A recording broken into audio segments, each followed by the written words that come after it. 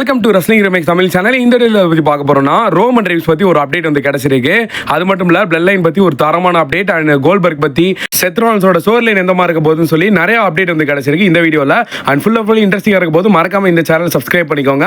So அதுக்கு முன்னாடி இன்னைக்கான கொஸ்டின் என்ன, கோல்பர்க் குந்தருக்கும் மேட்ச் நடந்துச்சுன்னா அதில் யார் வின் பண்ணான்னு சொல்லி உங்களோட தாட்ஸ் மறக்காம கமெண்ட் பண்ணுங்க.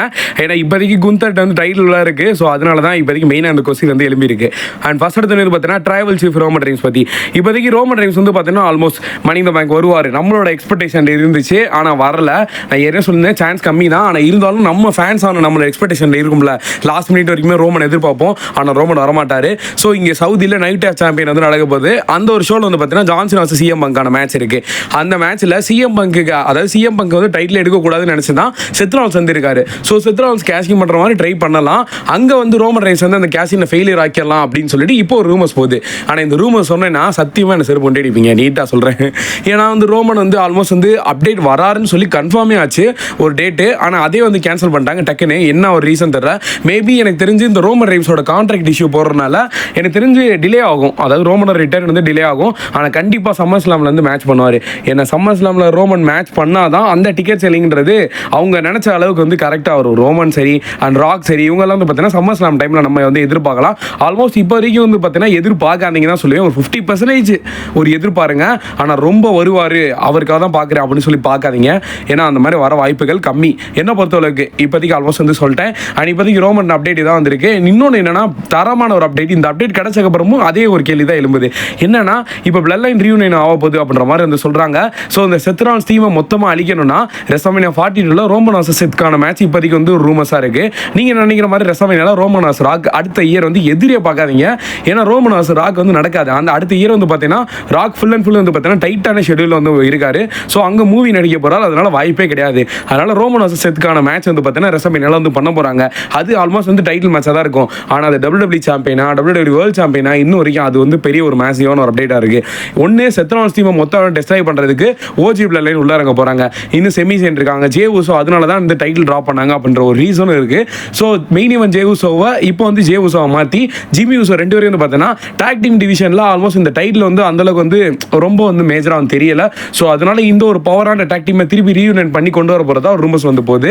திருப்பி ஓஜி பிளட் லைன் வந்து ரீயூனியன் பண்ண போகிறாங்க. இந்த ஒரு அப்டேட் தான் ஸ்போர்ட்ஸ் கேட்ட சைடு வந்து பார்த்தீங்கன்னா பயங்கரமாக வந்து போய்கிட்டு இருக்கு. இந்த அப்டேட் கேட்டதுக்கு அப்புறமா கண்டிப்பாக உங்களோட திங்கிங் என்ன, ரோமனே இல்லை நீ என்னடா பிளட் லைன் ரீயூனியன் வட்ட ஒரு கதையாக அடிச்சு விட்டுக்கிட்டே இருக்க, ஆனால் எதுவும் நடக்க மாட்டேங்குது. ஸோ அதனால தான் இதை வந்து நான் மெயின் போஸ்டரை வந்து போடலை. ஏன்னா ரோமனே நம்ம இல்லை. அதனால இந்த அப்டேட் வந்து சொன்னோம்னா கண்டிப்பாக நம்ம மேலே ஒரு பெரிய தப்பாக தான் இருக்கும். அதனால தான் இந்த அப்டேட் வந்து சொல்லியிருந்தேன். ஸோ இது வந்து ரூமர்ஸ் தான், நடக்க பாசிபிலிட்டிஸ் இருக்குது. என்னன்றதை புரியுது பார்ப்போம். நடக்கிற கதையை வச்சு பார்க்கும்போது மேபி இந்த ஜிம்மி அண்ட் ஜே இவங்களோட ரீயூனியன் வந்து நம்ம வந்து பார்க்கலாம் அப்படின்ற மாதிரி எதிர்பார்க்கப்படுகிறது. சம்மர் ஸ்லாம் டைமில் ரோமனை எதிர்பார்க்கலாம். இவ்வளோதான்.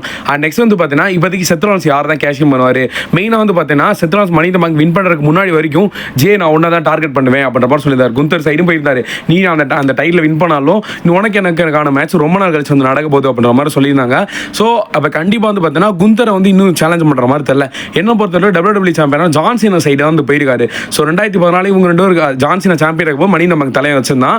இப்போ அதே கதை தான் இங்கேயே வந்து ஓடிக்கிட்டு இருக்கு. ஸோ சின்ன தலைவர் ஜான்சினா வந்து பார்த்தீங்கன்னா இப்போ சாம்பியனாக இருக்காரு. WWE undisputed champion. இப்போ ஒரு டீம் செத் ராலின்ஸ் டீமுக்கு என்னை பொறுத்தவரை வேர்ல்டு வைட் சாம்பியனை விட ஒரு பவராக வேணும்னா ஸோ அன்டிஸ்பியூட்டட் சாம்பியன் எடுத்தால் என்னை பொறுத்தவரை கரெக்டாக இருக்கும். அதுக்கேற்ற மாதிரி செத் ராலின்ஸ் வந்து தகுதியான ஆள் தான். ஆனால் இந்த மணி நம்ம கேஷிங் பண்ணுற இடம் தான் கண்டிப்பாக சம்மர் ஸ்லாமாக தான் இருக்கும். ஸோ இதை வச்சு டிக்கெட் வந்து பாதி எடுத்துருவாங்க WWE. அதனால தான் இந்த மாதிரி வந்து பிளான் பண்ணுறாங்க. ஆனால் இதில் என்ன ஒரு கதை ஓடுதுன்னா, ஒருவேளை நம்ம நினைக்கிறோம் பார்த்தீங்களா ரோமன் வருவார் செத் ராலின்ஸோட கேஷிங் வந்து தடுப்பார் அப்படின்னு. இதை நம்ம வந்து சம்மர் ஸ்லாம் டைம் தான் நம்ம எதிர்பார்க்கலாம்ன்றது ஒரு 80% சான்ஸ் இருக்குது. அதனால தான் ஓடிசின்ற மாதிரி மென்ஷன் பண்ணியிருந்தேன். அண்ட் நெக்ஸ்ட் வந்து பார்த்தீங்கன்னா பில் கோல்பர்க் பற்றி. பில் கோல்பர்க் வந்து பார்த்தீங்கன்னா பேட் பிளட் அப்பே குந்தர் கூட ஃபேஸ் பண்ணுறதா ஸ்டோரி வந்து போச்சு. குந்தர் கூட ஃபேஸ் பண்ணார். ஆனால் என்ன கதை மாறிடுச்சு, கோல்பர்க் ஒரு பக்கம் மாயமாக மறைஞ்சிட்டாரு. இதே கதை அங்கேயே ஓடிக்கிடுச்சு. குந்தர் ஒவ்வொரு மேட்ச் பண்ணும்போதும் இந்த மேட்ச்சில் கோல்பர்க் வருவார் நம்ம எதிர்பார்த்துக்கிட்டு இருந்தோம். ஸோ நம்ம எதிர்பார்க்க டைமில் வந்திருக்காரு. அவரோட ரிட்டைர்மெண்ட் மேட்ச் சம்மர் ஸ்லாமில் இருக்க போது லாஸ்ட்டாக வந்து பார்த்தீங்கன்னா சவுதியில் கிரவுண்ட் ரூல்ஸில் பண்ண போகிறா சொல்கிறாங்க. இப்போ என்னன்னா சவுதியில் கண்டிப்பாக வந்து பார்த்தீங்கன்னா குந்தரை தடுக்கிறதுக்காக கோல்பர்க் வந்தே தீருவார். அது அடுத்த வாரம் நடக்க போகிற மண்டே நைட்ரால கோல்பர்க் வரப்போறாரு. ஸோ இவங்கள்ட்ட ஸ்டோரி ஆரம்பிக்க போகிறாங்க. ஒருவேளை நைட் ஆஃப் சாம்பியனில் மேபி வந்து பார்த்தீங்கன்னா இந்த கோல்பர்க் ஸ்டோரி லைன் வந்து ஸ்டார்ட் பண்ணிட்டு அதுக்கப்புறமா சம்மர் ஸ்லாமில் வின் பண்ணிட்டு எங்கே சவுதியில் ஆரம்பிச்சிச்சோ அதே மாதிரி சவுதியில் மேபி வந்து பார்த்தீங்கன்னா குந்தர் வர்சஸ் கோல்பர்க்கான மேட்ச் நடந்து அங்கே கோல்பர்க் வந்து தோற்று போயிட்டு அதோட வந்து பார்த்தீங்கன்னா அவர் ரிட்டைர்மெண்ட் வந்து முடிச்சிடலாம், அதாவது WWE அந்த கரியரை முடிச்சிடலாம் அப்படின்ற மாதிரி இப்போதைக்கு ரூமர்ஸ் போகுது. ஆல்மோஸ்ட் கோல்பர்க் வராரு, என்ன மாசம் பண்ண நடக்கிறான்னு கூட சீக்கிரம் பார்க்கலாம். இந்த வீடியோ பிடிச்சி லைக் பண்ணி நம்ம சேனல் சப்ஸ்கிரைப் பண்ணி வாட்சிங் பண்ணி தேங்க்யூ ஃபார் வாட்சிங். வேற சூப்பர் ஸ்டார் பற்றி அப்படின்னா மறக்காம கமெண்ட் பண்ணுங்க. தேங்க்யூ.